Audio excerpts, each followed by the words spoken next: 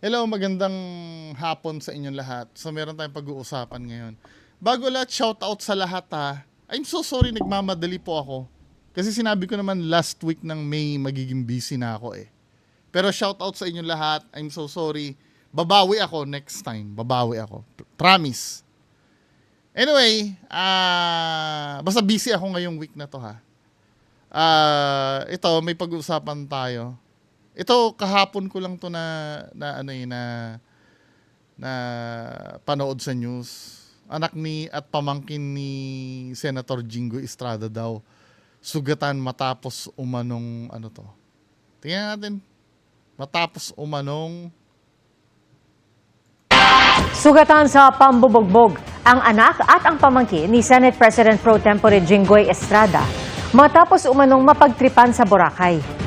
Nakatutok si Mav Gonzalez. baka naman mayabang. Nagbabakasyon sa Boracay ang anak at pamangkin ni Senate President Pro Tempore Jinggoy Estrada nang mapagtripan at bugbugin umano ng mga residente kahapon ng madaling araw. Ayon sa senador, pauwi na galing sa isang bar ang anak niyang si Julian Ejercito at pamangking si Jefferely Vitug nang atakihin ng 3 sospek mula sa likod. Kwento pa ni Senador Estrada, kahit bumagsak na raw si Julian, pinagtatadyakan pa rin ng sospek. Sabi pa umano ng isang sospek sa pamangkin niya, masyado kang maangas. Kaya naman pala. Baka naman maangas naman kasi talaga yung anak mo. Di ba? Baka. Siyempre, anak ng senador eh. Ano ba laban ng normal na tao niya? Yari, patay ang mga bumugbog. Di ba? Mapera at ano pa yung kinalaban niya, powerful ha. Sa Malay Police, galing sa parehong bar ang mga sospek at mga biktima. Nasa 50 metro pa lang daw ang nalalakad ng mga biktima nang mangyari ang pag-atake. According to the witnesses, talagang from the na naglalakad po yung ating mga victims, sinundan po ng ating mga suspect. Then, inakbayan sa likod, then doon na po nagsimula na sinapak. Ano ba, dayo din yung ano, turista din ba yung ng bugbog? Doon po yung mauling incident. According po sa victim mismo, sabi niya po na kung hindi dumating agad ang pulis, baka mas lumala pa yung pangbubugbog dahil Asikaso yung mga pulis ah. Siyempre, anak ng senador eh. Di ba? yung witnesses po na nakuha na nag-appear po dito, sila po yung sumigaw ng police. And immediately nga po, nag-respond yung police. Tinangka pa raw tumakas ng 3 sospek na pawang teenager. Nasa custody na nila ang 3 sospek. Ayon sa pulisya, magkaiba ang bersyon ng mga biktima at mga Teenager. Wala, DSWD lang din. Hindi, baka ang teenager ay 18. Nako, yari ka. O 19. Diba? Pero mukhang mayaman din, nagbuburakay eh. Tingnan natin ang mga sospek kung ano ang pinagmulan ng pambubugbog. Based on the CCTV footages po, no, na nag-gather natin, nagkaroon lang sila nagkasalubong one time po. Opo, nagkasalubong. Tinginan po. Doon po sila medyo nagkasalubungan sa same bar po. Same bar. Sa loob, then nung lumabas na mga victims. Ano ba yung problema yung sa nagkatinginan na yon? Likas na bang mapapride talaga ang mga tao? Madalas yan eh, no? Pag nagkatinginan, bakit yung feeling mo ba na tinitingnan ka mula ulo hanggang paa? Yung parang minamatay yung pagkatao mo. Ganun ba yung feeling ng nararamdaman pagka nagkatinginan kayo na ganun? Anak ng senador, di ba? Sinundan naman ang mga suspect. Sabi ni Senador Estrada, wala namang komprontasyon o pag-uusap sa pagitan ng mga biktima at mga sospek sa loob ng bar. Kaya tingin nila na pagtripan lang ang mga biktima. Nagpapagaling sa ospital si Julian na may tama sa ulo. Sa ilong naman ang tama ng pinsan niya. Kahapon nagpunta si Estrada sa Boracay at Nako, patay! Patay! nagsampa ng reklamong physical injury sa mga sospek. Aniya, walang magulang o kaanak na gustong mabiktima ng walang saysay na pananakit ang mahal niya sa buhay sa isang lugar na dapat ligtas. Siyempre, di ba? Ano siya untouchable dapat eh, di ba? Kakahiya, no? Kailangan. Hindi naman sinabi nakakaya. Natural lang naman yan sa isang parents na ipagtanggol. Pero kung ako sa kanya, alam mo yun, hindi, may something na hindi magandang tingnan eh. No? Kasi parang dito nakikita mo agad parang sunog na agad yung kalaban nila dahil senador yung nakaaway eh. Tama naman yun, yung ginawa ni Jinggoy, kahit sino namang magulang, lalo na kung may pera, di ba? Pero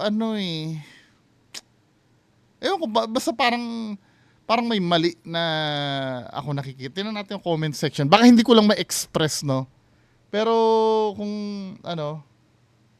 ayun, nayabangan, nasaktan, nagsumbong. Mababait ang lokal sa Boracay based from my experience visiting Boracay many times. Feeling ko talaga mayabang yung anak ni Estrada. Ako din eh. Feeling ko din eh. Sabi ko isa, bakit wala akong nararamdamang awa sa mga to? Tumpak ako din. Ito din yung nararamdaman ko eh. Kasi kung tutuusin yung gagawin ni Senator Jinggoy Estrada, normal lang naman sa magulang yan eh.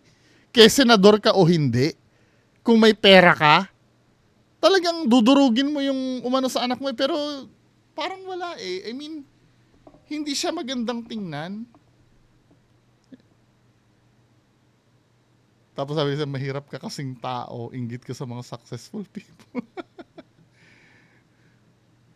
Kurap daw kasi yung tatay kaya hindi naaawa. Nagpunta kaming Boracay noon pero hindi naman kami nakursunadahan o nabugbog doon. Kaya ipakita niyo yung CCTV footage para malaman ang totoong nangyari. 'Di ba? Tama nga naman. There's two sides of a story. Magkaiba talaga ang sasabihin ng mga yan. Dapat maglabas sa evidence para fair. Sigurado may CCTV yan. Wag na lang magkaroon ng whitewash. Baka gamitin ang pera at influence para makaganti. Dahil sa kayabangan, like father and uncle daw. Ako the feeling ko din eh. Ayoko man manghusga kasi hindi naman natin talaga alam yung nangyari. Pero iba talaga yung dating. 'Di ba? Pero who knows, baka naman talagang nakursanadahan lang sila. Umaasa raw si Estrada na iimbestigahan itong mabuti ng mga otoridad para makamit ang hustisya. Iimbestigahan maigi para managot yung ng away sa anak ko. Sinusubukan pa ng GMA Integrated News kunin ang panig ng mga sospek. Para sa GMA Integrated News, Medyo na yan, medyo alam na natin na kahihinatnan yan, 'di ba? I mean, pag mga ganyang mga banata na iimbestigahan, hindi na malayo na may kalalagyan yung mga yan. Pero tingnan natin, no? Tingnan natin yung mga pangyayari sa susunod. Kasi ang pangit talaga na ang pangit talaga na nakikita na ganyan, na parang makikialam, well, wait lang ha. Tatay si Jinggoy Estrada eh. Okay lang na, ibig ko sabihin yung makikialam na pwede nyo i-settle in private. In private yan eh, di ba?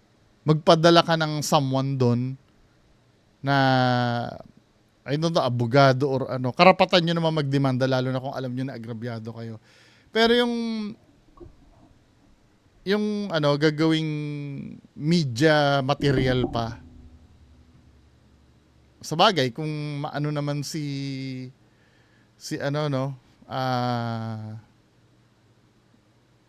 ibig sabihin masigasig din ang media na na usisain, lalabas at lalabas yan. Pero pangit nga lang naman tingnan kasi parang ang mangyayari, dinudurog nila yung ordinaryong tao eh. Dahil senador. Yun ang unang agad iisipin ng mga tao eh. Di ba, men? Now, lipat tayo dito sa ibang topic. Kaya pa naman ng oras eh. Si Yana daw, pumunta doon sa opisina. Ito update, mini update lang naman sa pumunta na pala si Yana doon sa LTO, no? So ito yung video. Ay, video, sorry, yung article. LTO says Yana motovlog license suspension stays until she turned over her motorcycle. Ito ay 1 day ago. 1 day ago, ano na ba ngayon? 26 nung isang araw. The Land Transportation Office announced that the vlogger Yana motovlog won't be getting her driver's license back anytime soon. The license remains suspended until she turns over the motorcycle used in the viral road rage incident in Zambales. Diba? Yana appeared at the LTO. Ito na pala siya, humarap siya doon. To personally collect the resolution tied to her case. The document outlines penalties including 2,000 fine for reckless driving and 5,000 for riding a motorcycle without side mirrors. During the LTO the meeting, LTO's Intelligence and Investigation Division explained to Yana that the agency suspects the motorcycle is unregistered. Kaya pinapadala doon. As it was seen in the video without a license plate. Because of this, she is required to surrender the vehicle to the LTO office in Quezon City. Until then, the suspension of her driver's license remains in place. Yana also addressed her absence in previous hearings, says she had security concerns daw. Kaya daw hindi siya naka-attend dati. Biglang tumunog to Enjoy! May security concern daw, kaya daw hindi siya naka-attend nung last hearing. Security? Paano security? Bakit may papatay ba sa'yo dahil doon sa ginawa mo? Maraming galit sa'yo, oo, pero hindi naman siguro papatay sa'yo. Kaya hindi daw siya pumunta doon. Instead, sent a legal representative on her behalf while she received the official resolution. She did not settle the fines at... Ba't hindi siya nagbayad? Enjoy, enjoy, enjoy ang bawat gabi mo. Hindi siya nagbayad. Hindi nagbayad si Yana. Bakit? Ayan Yana also others her absence and blah blah blah blah.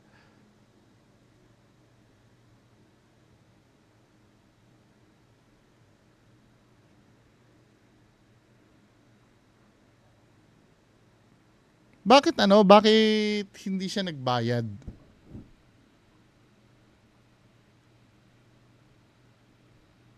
Pero ito yung kaduda-duda yun bakit hindi i-surrender yung yung motor Yes, alam ko po na hindi sa kanya yung motor kasi marami nagsasabi. Hindi, nasabi na dati kay Boss Carl yung kay Boss Carl yung yung motor. Oo, alam ko po yun. However, nakakaduda yun na bakit hindi mo isusurrender. Unregistered yung motor. May multa yon 10,000. Kayang-kaya yon. Mura lang ang 10,000 para sa kanila. Kaya lang, ang nakakaduda doon, bakit hindi nila isurrender, yun lang naman ang magiging violation nun, unregistered. Maliban na lang, ito ang theory ko, may ibang may-ari ng motor. Hindi si Boss Carl. Katulad nung sinasabi niya na sa kanya daw yung motor. What is love? Feeling ko hindi si Boss Carl yung Ano ba naman tong ad nito? Play ng play? If not the care we put into details.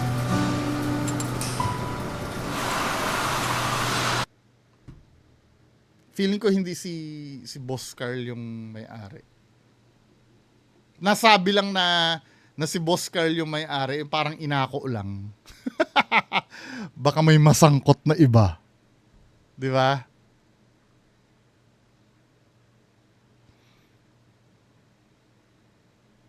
LTO Chief Assistant Secretary Attorney Vigor Mendoza II also reminded the public that reckless behavior on the road, blah blah blah blah. So yun yun ang problema. Pero bakit hindi niya binayaran?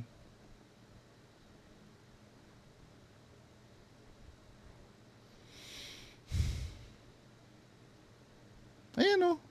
While she received the official resolution, she did not settle the fines at that time. Hindi daw binayaran. Bakit? Enjoy and Anyway, yan lang ano. Yun ang feeling ko dito. Hindi si Boss Carl lang may-ari nun. Kaya hindi nila mo surrender.